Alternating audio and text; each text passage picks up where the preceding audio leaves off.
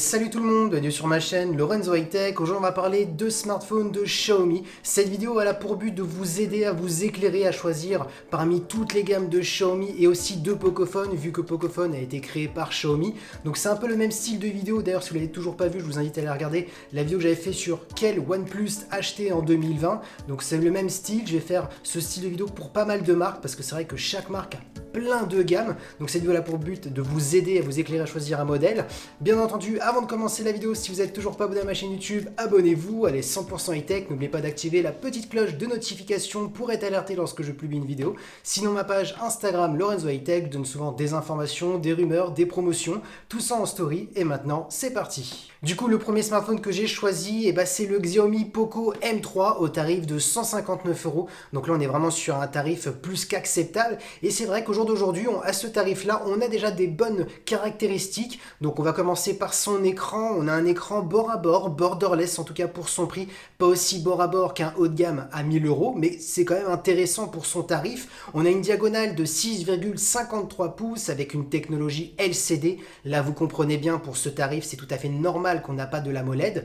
Par contre, on a une bonne définition Full HD+, avec un taux de rafraîchissement de 60 Hz. Concernant la photo, on a 3 capteurs, c'est amplement suffisant pour ma part pour ce prix et surtout pour son utilité. On a un capteur de 48 millions de pixels, donc on aura énormément de détails. Bien entendu, attention, ça ne sera pas le même 48 millions de pixels qu'un smartphone haut de gamme, mais bon, pour son prix, je le répète, mais c'est quand même intéressant. On pourra faire des photos en mode portrait, vous savez, les effets bokeh, parce qu'on a un capteur de profondeur de champ de 2 millions de pixels et on a un capteur macro de 2 millions de pixels pour faire des photos d'objets ultra près. Et concernant sa vidéo, on pourra filmer jusqu'à de la 4K. Là aussi, c'est une caractéristique qui est plutôt intéressante parce qu'il y a quelques années, on pouvait filmer que jusqu'à du Full HD pour ce tarif. Là, jusqu'à de la 4K, c'est quand même un bon point. Parlons maintenant de performance. Qu'est-ce qu'on pourra faire avec ce smartphone? On est sur un smartphone qui permettra de faire des jeux vidéo sans aucun souci, d'utiliser des applications gourmandes. Bien entendu, on n'aura pas la même fluidité qu'un haut de gamme, tout simplement parce qu'on a 4 Go de RAM. On a le Snapdragon 662 qui est un très bon processeur milieu de gamme, mais bien entendu pas le meilleur parce que le meilleur actuellement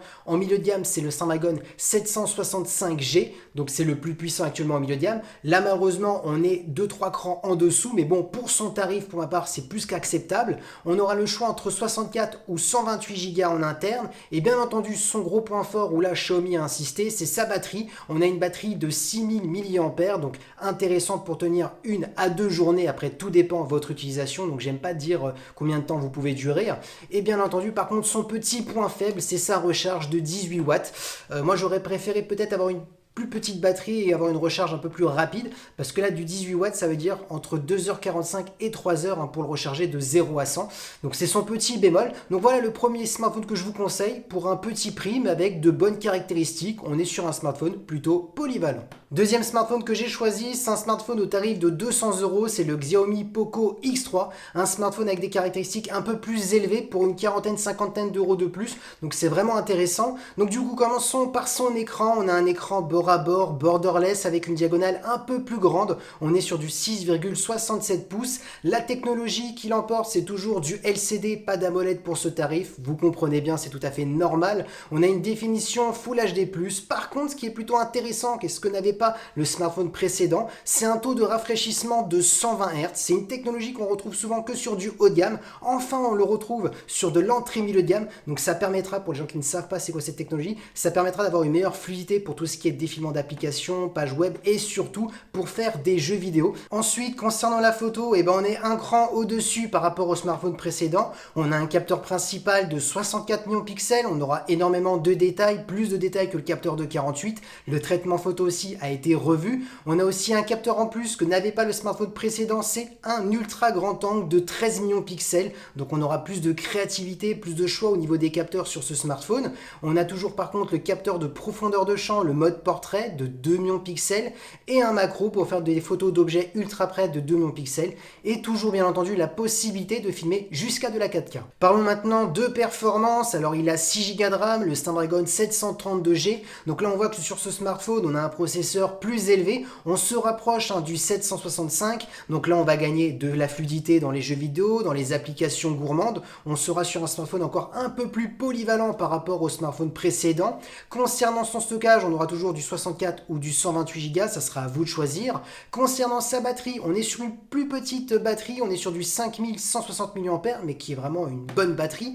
Et pourquoi ils ont baissé la batterie? Tout simplement pour pouvoir mettre une recharge ultra rapide de 33 watts, parce que c'est souvent compliqué de mettre une grosse batterie et aussi une recharge ultra rapide, le coût serait plus élevé, donc ils ont fait un petit compromis qui est pour ma part plutôt intéressant, parce que c'est ce que j'ai dit au tout début de la vidéo, que j'aurais peut-être préféré sur le smartphone précédent, avoir une plus petite batterie et de la recharge ultra rapide.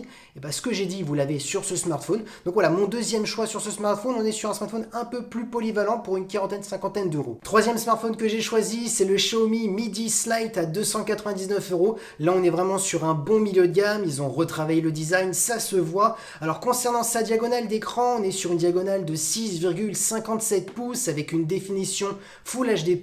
Par contre là, le gros changement par rapport aux deux smartphones que je vous ai présentés, on n'est plus sur une technologie LCD mais bien AMOLED. Pour les gens qui ne connaissent pas l'avantage de l'AMOLED, c'est des noirs profonds, plus de couleurs, plus de contraste, ça consomme beaucoup moins d'énergie par rapport à l'LCD. Donc là on est vraiment sur la meilleure des technologies qu'on peut retrouver sur des smartphones. On a par contre un taux de rafraîchissement de 60 Hz, c'est tout à fait normal pour cette zone de prix, on ne pouvait pas mettre l'AMOLED et les 120 Hz. Concernant la photo, on sera aussi un cran au-dessus par rapport aux deux modèles, surtout le traitement photo qui est plus travaillé sur les milieux de gamme et sur cette zone de prix. Alors on aura un capteur principal de 48 millions de pixels, on aura énormément de détails avec ce premier capteur. On a un second de 8 millions de pixels qui est un grand angle, donc si vous avez bien les photos à plan large. On a aussi un mode portrait de 2 millions de pixels pour tout ce qui est flou arrière-plan. Et bien entendu un macro de 5 millions de pixels pour faire des photos d'objets ultra près. Et concernant sa vidéo, bien entendu, on pourra filmer jusqu'à de la 4K. Parlons maintenant de performance. On a 6 Go de RAM, on a le Snapdragon 765G, le processeur que je vous parle depuis tout à l'heure qui est le processeur milieu de gamme le plus performant. Et bien en fin de compte, il est sur ce smartphone à 299 euros, donc c'est plutôt intéressant. Il sera aussi compatible 5G avec les nouveaux forfaits qui sont en train d'arriver parce que cette puce permet d'avoir la 5G. On aura 64 Go minimum. Concernant sa batterie, par contre, on est sur le smartphone de Xiaomi avec la batterie la plus petite. On est sur du 4160 mAh avec une recharge rapide de 20 watts. Pourquoi si petite? On va pas se le cacher, les constructeurs, que ce soit dans le milieu de gamme ou haut de gamme, préfèrent jouer dans le design, la finesse, l'épaisseur du smartphone. Plus la batterie est grosse, plus le smartphone est un peu plus épais. Donc ils ont préféré dans cette gamme-là de mettre une batterie plus petite. Donc voilà pour le troisième smartphone que je vous conseille, ce Xiaomi Mi 10 Lite, où là on a un écran AMOLED, chose qu'on n'avait pas sur les deux smartphones précédents, une qualité photo supérieure et un processeur supérieur. Donc pour 300 euros, c'est le troisième smartphone que je vous conseille. Quatrième smartphone que je vous propose, et pour ma part c'est mon grand coup de cœur, c'est le Pocophone F2 Pro au tarif de 400 euros. Pour ma part, c'est le meilleur rapport qualité-prix dans cette zone de prix. Tout simplement, on a un écran de 6,67 pouces avec une définition Full HD. La technologie, on est toujours sur de l'AMOLED. Les avantages, vous les connaissez, des noirs profonds, plus de contraste, de couleurs. Ça consomme beaucoup moins d'énergie par rapport à l'LCD. On est sur un taux de rafraîchissement toujours de 60 Hz. Mais là, l'avantage sur ce mobile, c'est qu'on a vraiment un écran bord à bord, borderless, parce que on n'a pas tout simplement ni d'encoche, ni de poinçon, tout simplement parce que lorsque vous voulez faire une photo selfie, c'est une caméra pop-up qui s'élève au-dessus du smartphone et ça permet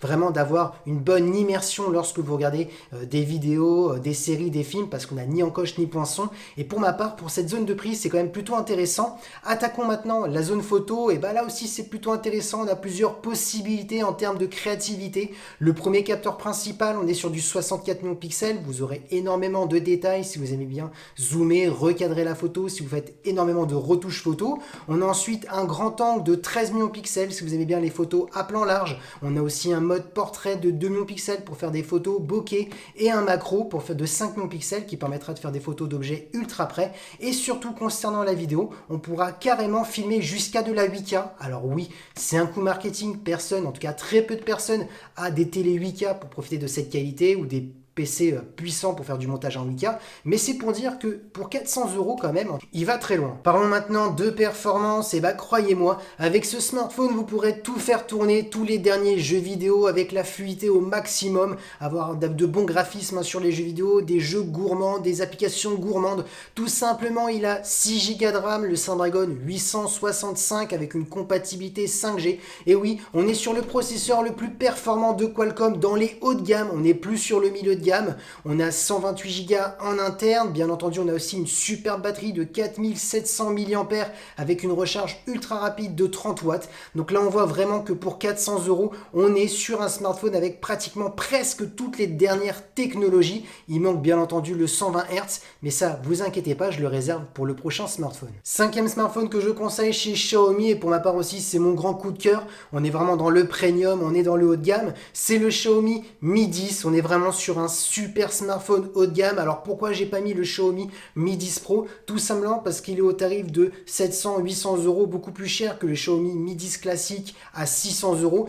Entre les deux, il n'y a pas de grosse différence, c'est vraiment juste la photo qui est un peu plus supérieure. Donc bien entendu, s'il y a des personnes qui recherchent vraiment à la perfection en termes de photos, prenez le Xiaomi Mi 10 Pro. Mais pour ma part, le Xiaomi Mi 10 va suffire amplement à pratiquement presque tout le monde, donc c'est pour ça que je mets en 5e position le Xiaomi Mi 10 et pas le Xiaomi Mi 10 Pro.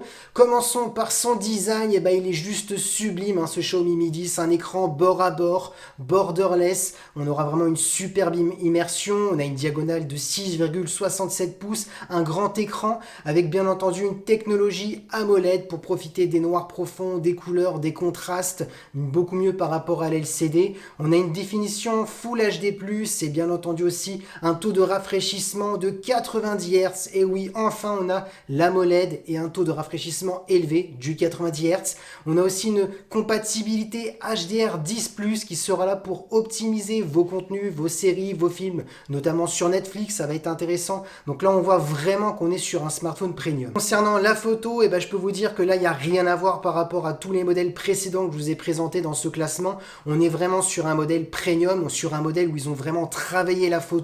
Comme capteur principal, on est sur du 108 millions de pixels. Là, c'est vraiment énorme. Vous pourrez zoomer dans la photo, recadrer la photo sans perte de qualité, parce que plus vous avez de mégapixels, plus vous perdez moins en qualité. Bien entendu, attention, il y a aussi le traitement photo qui fait son travail. On a ensuite un ultra grand angle de 13 millions de pixels, donc pour les gens qui aiment bien les photos à plan large. On a aussi un mode portrait de 2 millions de pixels pour tout ce qui est photo bokeh. Et on a aussi un mode macro de 2 millions de pixels pour faire des photos d'objets ultra près. Et concernant la vidéo, bien entendu, comme le Pocophone, on peut filmer jusqu'à de la 8K. Bien entendu, ça a été mieux travaillé parce qu'on est vraiment sur un smartphone haut de gamme. Concernant les performances, on est vraiment sur le modèle le plus performant de Xiaomi. Là maintenant, on a 8 Go de RAM, contrairement au modèle précédent, on était sur du 6. On a par contre toujours le Snapdragon 865, un processeur ultra performant pour les jeux vidéo, les applications gourmandes. Vous aurez aussi la possibilité d'acquérir les nouveaux forfaits 5G grâce à ce processeur. On a directement 128 Go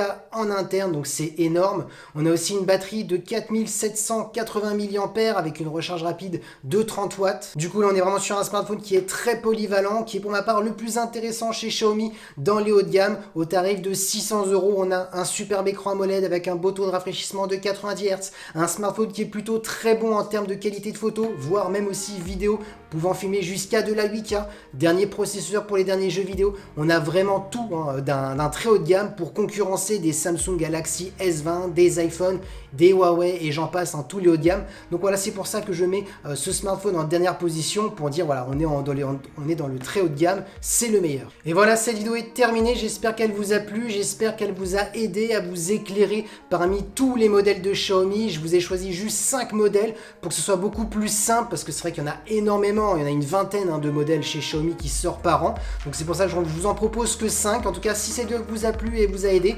laissez-moi un petit pouce like, de vous abonner si c'est toujours pas fait, d'activer la petite cloche de notification pour être alerté lorsque je publie une vidéo, ou sinon ma page Instagram Lorenzo High Tech, je donne souvent des informations, des rumeurs, tout ça en story. Et maintenant je vous dis à très bientôt.